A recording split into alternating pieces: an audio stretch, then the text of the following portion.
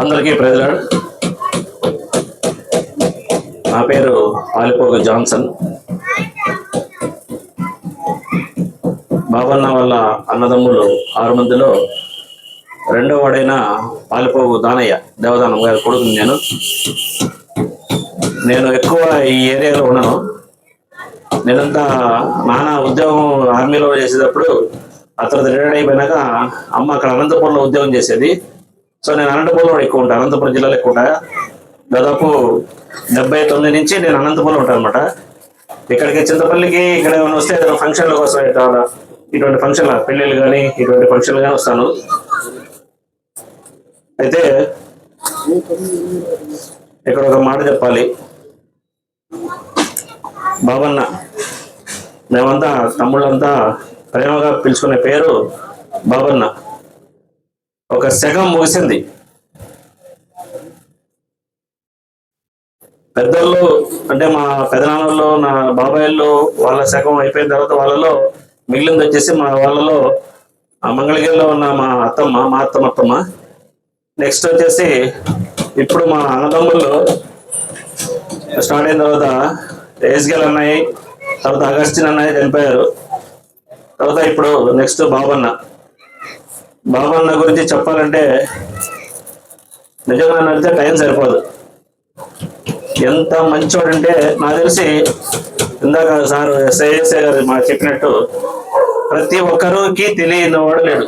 Bourbon అంటే తెలియని వాడు లేరు, ప్రతి ఒక్కరికి తెలుసు. ఈ శాఖం ఈ లాస్ట్ నుంచి ఆ లాస్ట్ వరకు మన గుంటూరు జిల్లాలోనే కాకుండా అనంతపురం జిల్లాలో కూడా తెలిసిందంటే లెక్కేసుకోండి. అంటే అనంతపురం జిల్లాలో ఎలా అంటే నా ఫ్రెండ్స్ ఎవరైతే ఉన్నారో నాకు ఫ్రెండ్ సర్కిల్ ఎక్కువ అనమాట. చిన్నప్పటి నుంచి ఫ్రెండ్షిప్ చేయడం నాకు బాగా అలవాటు. అందులో భాగంగా నాకు అనంతపురం జిల్లా సైడ్ సెటిల్ అయ్యాను కాబట్టి నాకు 100 మంది ఫ్రెండ్స్ ఉన్నారు. మా ఫ్రెండ్స్ అందరూ కూడా బాబన్నయ్య అంటే బాగా ఇష్టం అనమాట. అంటే ఏ ఫంక్షన్ గానో వచ్చేస్తాడు అనమాట. అయితే అన్న నడిచి వస్తుంటే ఒక పాట ఉంది కదా, ఏదో మాస్ అని. ఆ స్టైల్ ఏంటి, ఆ కళ్ళు, ఆ పర్సనాలిటీ, ఆ మీసగట్టు, యూనిఫామ్ వేసుకున్నా యూనిఫామ్ లేకపోయినా ఏ డ్రెస్ వేసుకున్నా కానీ ఒక సింహంలాగా నడిచొస్తా ఉంటుంది అన్నమాట. వస్తుంటే ఆ టీవీగా ఇటు నడుచుకుంటూ వస్తా ఉంటే అసలు ఎంత అందం ఉండేవాడే. నిజంగా మగవాళ్ళకే అసూయ పుట్టేంత అందం బాబన్నది. ఆడవాళ్ళు కాదు, ఆడవాళ్ళ సంగతి వదిలిపెట్టేసాడు తర్వాత. మగవాళ్ళకే అసూయ పుట్టేంత అందం అనమాట బాబన్నది నిజంగా. అయితే చివరి దినాల్లో బాబన్న ఈ విధంగా వెళ్ళిపోవడం అసలు స్టన్ అయిపోయాం మేము. మొన్న జస్ట్ ఎప్పుడంటే మా అమ్మగారు మొన్న మే 2వ తారీఖు చనిపోయారు. ఆ రోజు వచ్చారు, వీళ్ళంతా వచ్చారు. మన వాళ్ళు ఆ తమ్ముడు అన్న బాబన్న తమ్ముళ్ళు తర్వాత డానీ అందరూ వచ్చారు అన్నమాట అమ్మని చూడటానికి, ఆ చనిపోయిన బర్యాలకి. ఇక్కడ నుంచి అనంతపురం దాదాపు మేము ఉండే ఊరు 500 కిలోమీటర్లు. 500 కిలోమీటర్లు ఏ ఫంక్షన్ అయినా సరే వెంటనే ఇక్కడ నుంచి వెహికల్ వేసుకొని వచ్చేవాళ్ళు అనమాట. ఎంత వచ్చినా కూడా అలసటలే ఉన్నాడు. మనం వచ్చినప్పుడు కూడా అలసట లేదు అనమాట. ఏదో కొద్దిగా చిన్నగా ఏదో ఈ మధ్య దాదాపు డయాబెటిక్ వల్ల కొద్దిగా బాబన్న కొంచెం డల్ అయ్యాడు అంతేగాని అసలు స్ట్రాంగ్ పర్సనాలిటీ అనమాట. మొన్న శనివారం అనుకుంటా డానీ ఫోన్ చేశాను.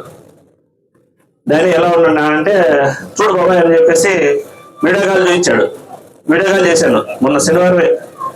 నాకు అక్కడి నుంచి రావడం కుదరదు కదా, వీడియో కాల్ చేశాను. చూస్తే సన్నగా అయిపోయి ఉన్నాడు.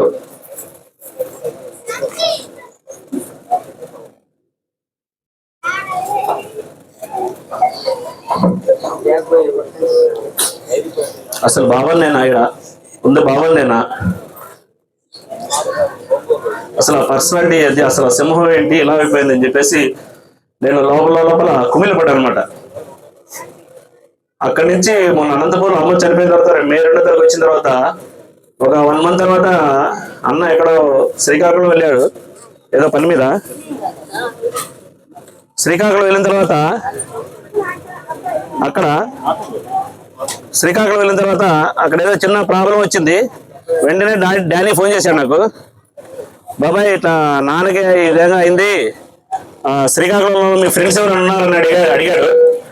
ఉన్నారు డాడీ చెప్తానని చెప్పేసి వెంటనే ఆ శ్రీకాకుళం టౌన్ లో ఉన్న మా ఫ్రెండ్స్ కి ఫోన్ చేసి అరే ఇట్లా మా అన్నకి ఇట్లా జరిగిందని చెప్పేసి వెంటనే పొమ్మంటే అక్కడ లోకల్ ఉన్న ఫ్రెండ్స్ వచ్చేసి వెళ్ళి అన్నని హాస్పిటల్లో జాయిన్ చేసి మధ్యాహ్నం నుంచి సాయంత్రం ఉన్నాడు. ఈ లోపల డాడీ ఇక్కడి నుంచి ఫాస్ట్ అమరావతి అది లగ్జరీ బస్ ఎక్కి వెళ్ళిపోయాడు అనమాట. అయితే ఆ రోజు నుంచి అన్న కొద్దిగా ఆరోగ్యం డల్ అయిపోయింది అనమాట. చెవిలో కొద్దిగా ఇన్ఫెక్షన్ వచ్చేసి ఆ ఇన్ఫెక్షన్ వచ్చేసి బ్రెయిన్ సోకి లోపల ఇన్నర్ గా ఎవరు తెలుసుకోలేనంత సఫర్ అయ్యాడు అనమాట. అయితే పెయిన్ వల్ల డైలీ డైక్లోఫెనాక్ ఇంజెక్షన్ వేయించుకునేవాడు. ఆ నొప్పి తగ్గడానికి అనమాట, తట్టుకోలేకపోయాడు అనమాట. అంత భారీ పర్సనల్ కాబట్టి అన్న ఇన్ని రోజులు లేకపోతే మాట్లాడడం లేదు, ఎప్పుడు వెళ్ళిపోయారు. తొందరలోనే వెళ్ళిపోయి మనందరినీ శోకసాగరంలో ముంచెత్తాడు. బాబన్నని అభిమానించని గుండె లేదు నాకు తెలిసి, ఎందుకని వచ్చిన జనాలే తెలిసిపోతాయి. విక్టర్ బాబు అంటే మన పాలబాబు వంశంలో ఒక సింహం అన్నమాట. ఎటు వచ్చినా అసలు ఎంత బాగా ప్రతి ఫంక్షన్ కి ఇంట్లో ఏ ఫంక్షన్ కి వచ్చి ఎక్కడ జరిగినా సరే, ఇటు మన గుంటూరు జిల్లాలో కాకుండా ఒంగోలు కానీ ఎక్కడైనా సరే ఏ ఫంక్షన్ అయినా ఖచ్చితంగా అటెండ్ అవుతారు. వచ్చే ముందు కొంతమంది బాబన్న వచ్చారు అడిగి వచ్చి మాట్లాడి ఫోటో తీసుకుని పోతారు. నా దగ్గర బాబన్న ఫోటోలో సుమారు ఒక పెద్ద ఆల్బమే ఉందన్నమాట, అన్ని ఫోటోలు.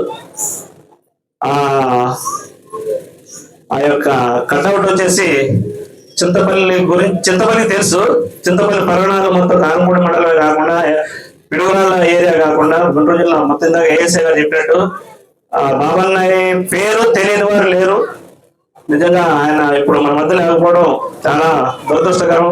బాబన్నయ్య గురించి మేమంతా కథలుగా చెప్పుకుంటాం. మా పిల్లలంతా మేము తమ్ముళ్ళంతా కలిసేటప్పుడు అరే బాబన్నయ్య. అయితే మా అనంతపూర్కి మాత్రం దాదాపు 7 సార్లు వచ్చాడు అన్న.